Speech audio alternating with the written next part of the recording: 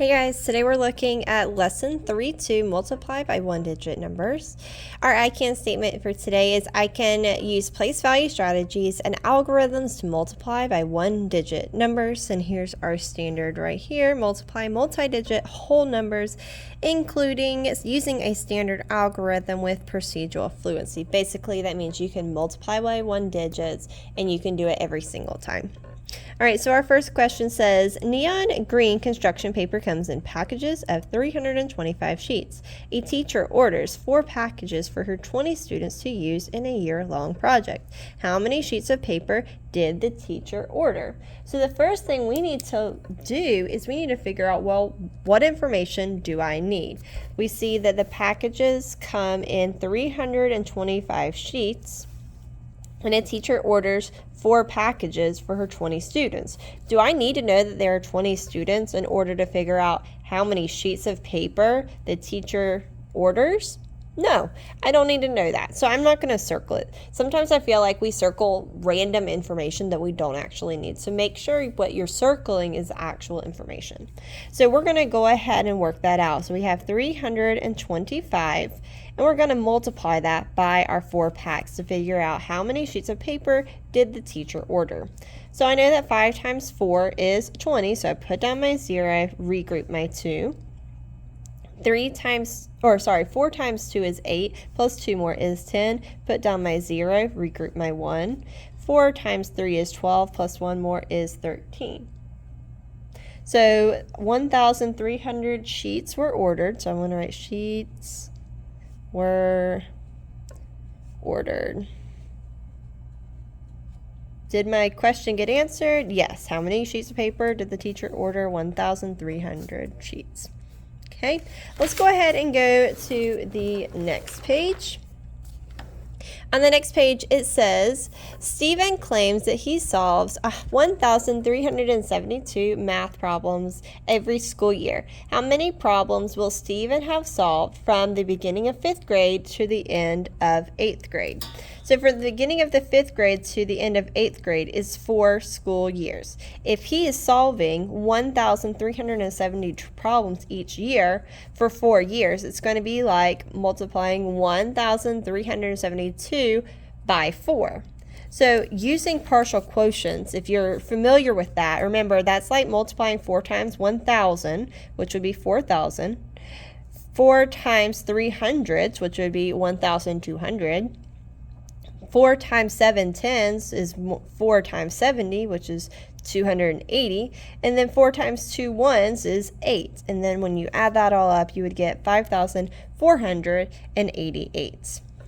The standard algorithm is the way I feel like a lot of y'all would do this. You would have 2 times 4 is 8. 4 times 7 is 28, put down my 8, regroup my 2. 4 times 3 is 12, plus 2 is 14, put down my 4, regroup my 1. 4 times 1 is 4, plus 1 more is 5.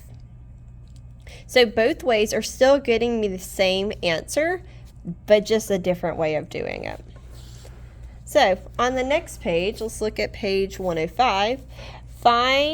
Another example is find 4 times 176.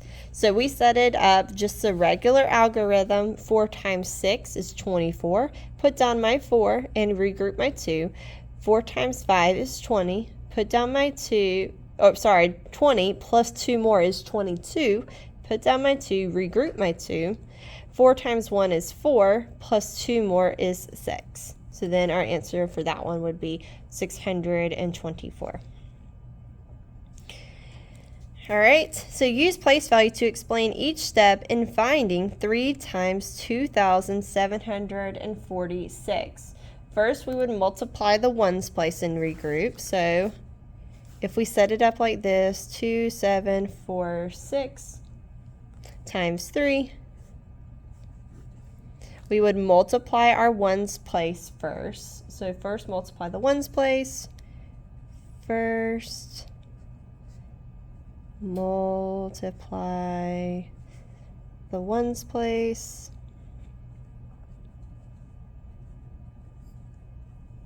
Then we would multiply our tens place. Then the tens place. Then we would multiply our hundreds place. Then our hundreds place. And then lastly, we'd multiply our thousands place because the 2 is in the thousands place. Sorry, that was sideways, guys.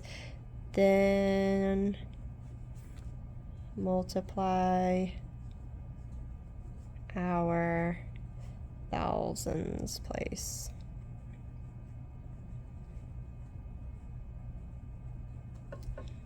All right, and that's all you have to do. So now we're going to find the products of these. These should be similar to stuff that you did in 4th grade. It's the same thing. Some of these you have a little bit bigger numbers at the top. So 3 times 4 is 12. Put down my 2, regroup my 1. 2 times 4 is 8, plus 1 more is 9. So that would be 92. All right, and then let's do number 3 together. 2 times 8 is 16. Put down my 6, regroup my 1. 7 times 2 is 14. Plus 1 more is 15. Put down my 5, regroup my 1. 3 times 2 is 6, plus 1 more is 7. All right. Hopefully you've got this. If you need to go back and rewatch some of that, you are welcome to do that. But we're going to go ahead and do some of these on your own. So I want you to circle 4, 7, 9, 11, 13. Flip to the back.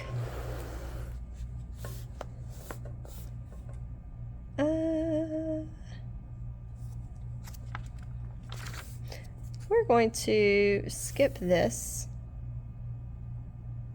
Oh, wait, no, we can do this. Y'all can do 14. So this one you are finding, you're using this picture to help you figure out how much the mass of each of these is. I thought that was more complicated than it isn't. So in this case, your elephant seal. Your elephant seal weighs 8 times as much as the zebra. Well, if you look over here, our zebra weighs 435 pounds. So we have 435 pounds times 8, because that's the weight of an elephant seal, and then you would figure out the weight of it, the mass of it that way.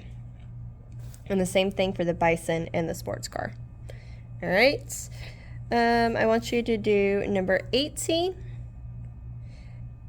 and 20 and 21. All right, do both of those. I have a feeling that y'all are going to do great on this. If you don't, make sure you rewatch it. If you still are like, I really have no clue what's going on, make sure you ask me for help. All right, good luck, guys.